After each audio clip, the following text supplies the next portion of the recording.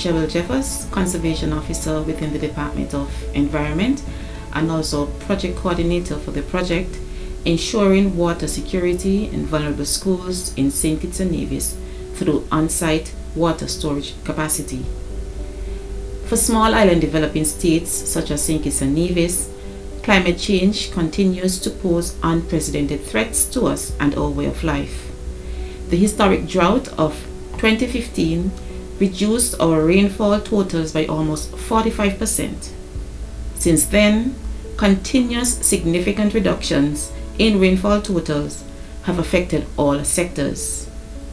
Further, regional scientists have warned that countries, particularly those in the Eastern Caribbean, could see declines of between 30 and 50% in the average annual rainfall totals.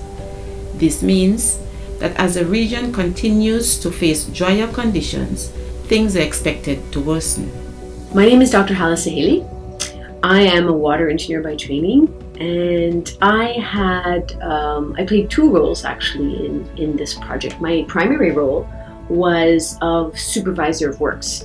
So I made sure that these systems that were installed at these 18 schools and educational institutions throughout the Federation were designed properly, that procurement of equipment was done efficiently, effectively, quality equipment, and also to ensure that these were installed in a timely manner and within budget, all of which was done very quickly within a 6 to 7 week period.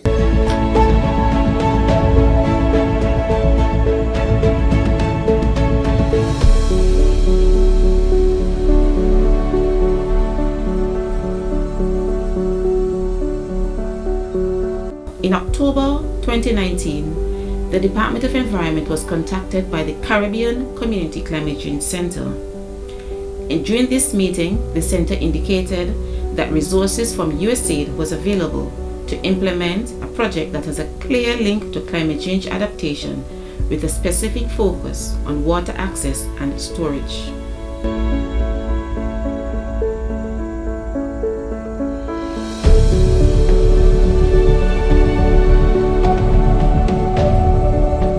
I'm here this morning as the Minister of Environment and Cooperatives, and of course you would know that the Department of the Environment was the lead executing agency for this project, and I'm delighted that I'm here to associate with this project and to endorse all of what has been said this morning and to endorse the importance of this project. Of course, we have heard that this project is all about climate change adaptation and building resilience. And I just want to reiterate that climate change is very real. Historically, in such cases, centers often request closure, although the general directive is for them to remain open under such stressful circumstances. The responsibility was then placed on supervisors and staff to find ways to ensure there is water at the center.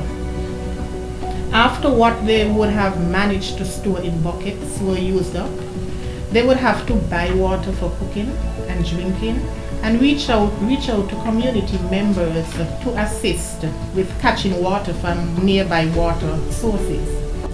All would agree that the impact of this project is significant, as it will ensure that our school children, staff, teachers have an uninterrupted supply of safe drinking water at their schools throughout the day. And Mr. Barrett just gave a classic example of what can happen when you have an interruption of our water supply. Despite emergencies in our water system and the impact of climate change, such as facing an extended drought period, as expounded by Ms. Jeffers. On several occasions in the past, for example, the normal operation of some schools would have been affected by a broken transmission line in the area, or due to unforeseen technical issues developed in the water system. Hence, this project is welcomed and very much appreciated.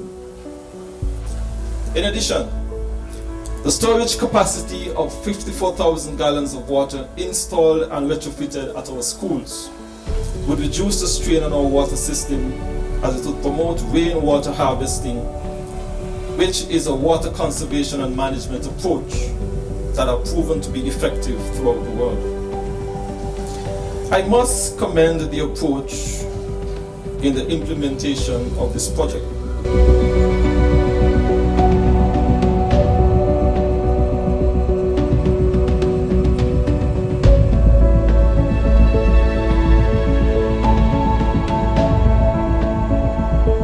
It is needless to say that the Ministry of Education does not in the least consider this a small or a simple investment by 5Cs and USAID, but rather one that has tremendous implications for the sustainability of our schools now and in the future. And so we thank the local contractors, Mr. Denison Paul and his team, for the work done. And now I come to perhaps the most important players in all of this, the Ministry of Environment and Cooperatives in the federal government and the Department of Environment and St. Kitts, who took the lead on all of this. And I must say, you did well.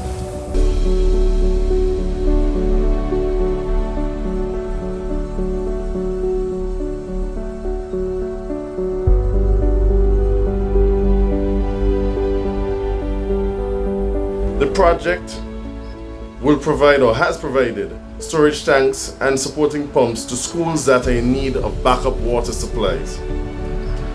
Therefore, this project has done two things. It has provided a backup water supply for schools, which ensures that classes are not interrupted because of disruptions in the water supply at the particular schools. And secondly, it has provided water storage tanks to schools and daycare centers to ensure that water is readily available at these institutions. There are days when the water department will have to disconnect the water to the schools for various reasons. Now that you have these tanks, when there is a disconnection, it means that school doesn't have to be disrupted. You can still continue your education within the different schools that you attend. So these are 4 600 gallon tanks, total 2,400. This is the inlet, the wide pipe, vertical pipe you see going there, that allows the water into the tanks. Inside of the tank, there's what we call a float valve. What that does, it shuts off the water when the tank is full, so we don't have any wastage. We've been stressing conservation, that's a conservation measure. All right? These wires you see, these are stainless steel wires. These are to hold down the tanks during a hurricane per se. All right? So the water comes into the 4 tanks simultaneously. The tanks are filled, they shut off automatically. And what we have here, a pressure tank and the pump. The pressure tank energizes the pump, so we have a sustained pressure to go throughout the building. If it were not for the tank, the pressure tank and the pump, the water would just trickle. All right? If water goes, electricity, we don't have any water, but we can add generators if we wish. All right? Okay, so this works automatically. This works automatically. The pump senses a particular pressure of water coming in. If that pressure falls below a critical value from the mains, if the water were to be turned off or the pressure drops significantly, the pump automatically kicks in and supplies water to the facility. We have a pressure switch that is preset to a particular level, so that if the mains pressure drops, this system trips in automatically. When the pressure comes back from the mains, the system shuts down, and then we get water from the mains again. We have designed the system so that each school has a minimum of about 2 days supply.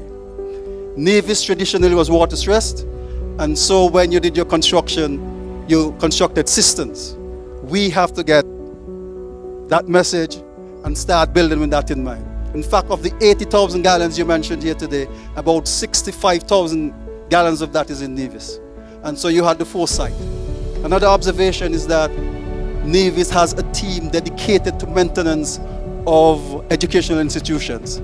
I think that's a best practice. It has worked well. I have worked with them.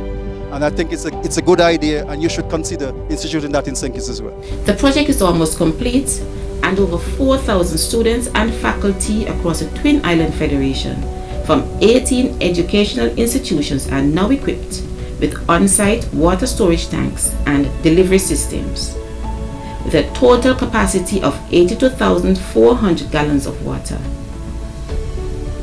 The successful implementation of this USAID CCAP project was a clear demonstration of how climate change cross-cuts various sectors. Tackling the impacts of climate change requires the work of not just few, but of everyone. The Department of Environment expresses sincere gratitude to the USAID, the Caribbean Community Climate Change Center, and everyone locally who have contributed to this success.